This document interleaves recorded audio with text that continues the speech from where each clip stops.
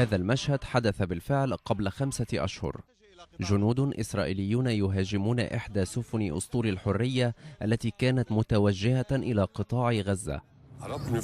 أما هذا فهو ما يوصف بأنه الرد التركي على الحادثة. وادي الذئاب فلسطين عنوان الفيلم التركي الذي تكلف نحو 10 ملايين دولار. فيلم على طريقة أفلام رامبو وجيمس بوند. يرى مراقبون أنه قد يزيد التوتر بين إسرائيل وتركيا.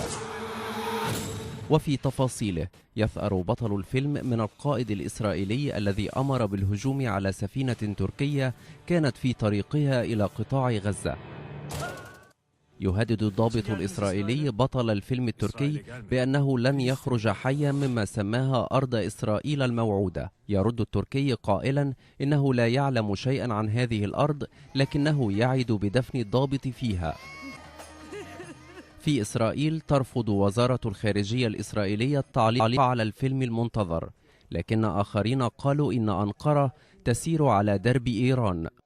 أصرت إسرائيل سابقا على أن جنودها دافعوا عن أنفسهم في مواجهة النشطاء الذين كانوا على متن أسطول الحرية، وردت تركيا بأن الجنود الإسرائيليين أطلقوا النار على مدنيين عزل.